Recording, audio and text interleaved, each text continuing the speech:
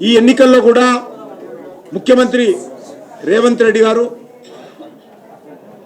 3 బహిరంగ సభల్లో మాట్లాడుతూ భారతీయ జనతా పార్టీ మీద అనేక రకాల తప్పుడు ఆరోపణలు చేశారు. అయినప్పటికీ కూడా ప్రజలు ముఖ్యమంత్రి మాటలను, ముఖ్యమంత్రి చేసినటువంటి ఆరోపణలను పట్టించుకోలేదు. ప్రజలకు చాలా స్పష్టంగా ఉన్నారు. ముఖ్యమంత్రి గారు గత శాసనసభ ఎన్నికలకు ముందు అనేక మాటలు చెప్పారు.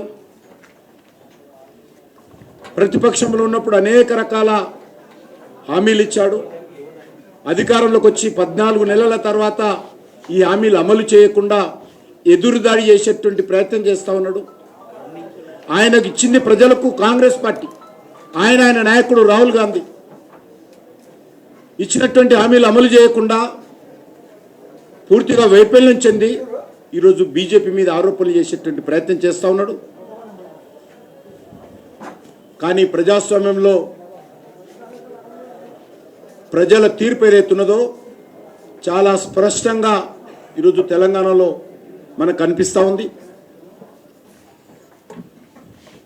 మాది 10 ఏళ్ళు నేనే ముఖ్యమంత్రి ఉంటా, 10 ఏళ్ళు మాదే అధికారం ఉంటుందని ఏదైతే మాకు ఎదురు లేదు, తిరుగులేదని మాట్లాడుతున్నటువంటి కాంగ్రెస్ పార్టీకి ఈ ఎన్నికల్లో మరొకసారి కాంగ్రెస్ పార్టీ అధికారంలోకి వచ్చినటువంటి జరిగినటువంటి 2 ఎన్నికల్లో కూడా కర్రు కాచి వాత పెట్టారు కాంగ్రెస్ పార్టీకి. తెలంగాణ ప్రజల మద్దతుతో గెలిచాము. మేము తెలంగాణ ఉపాధ్యాయుల మద్దతుతో గెలిచాము. తెలంగాణ ఉద్యమకారుల ఆశీస్సులతో గెలిచాము. తెలంగాణ పట్టభద్రుల అండతో గెలిచాము.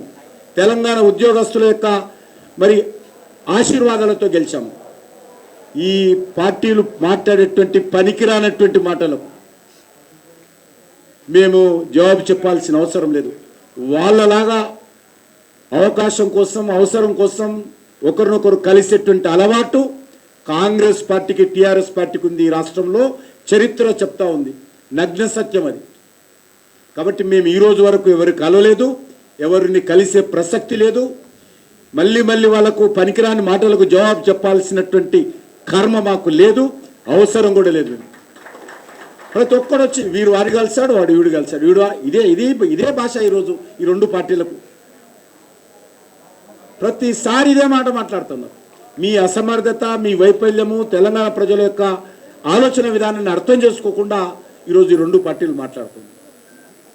ప్రతిసారి అంతే. తెలంగాణ ప్రజల ఆలోచన ఏంటి, వాళ్ళ వైఖరేంటి, మీ పార్టీల పట్ల తెలంగాణ ప్రజలలో ఉన్నటువంటి వ్యతిరేకతను అర్థం చేసుకోకుండా ఈరోజు మీరు ఆ రకంగా అంటే తెలంగాణ ప్రజలను అవమానం చేయడమే. కాంగ్రెస్ పార్టీ అన్నా, టీఆర్ఎస్ పార్టీ అన్నా అవమానం చేయడమే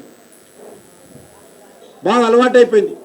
ఎవరైనా పొరపాటున ఎవరైనా ఒకరు కలిస్తే బురదల్లడము, ఆరోపణలు చేయడము, మాట్లాడితే బురదల్లడము. నేను ఒకటే అడుగుతా ఉన్నాను, ఇప్పటికి కూడా సమస్యల మీద దేనికైనా చర్చించడానికి సిద్ధంగా ఉన్నాము. పనికిరాని ఆరోపణలకు, ఆధారం లేనటువంటి ఆరోపణలకు బురదలేటువంటి ప్రయత్నాలు చేస్తూ ఉంటే ఇదే విధంగా రానున్న రోజుల్లో తెలంగాణలో ఇదే జరుగుతుంది.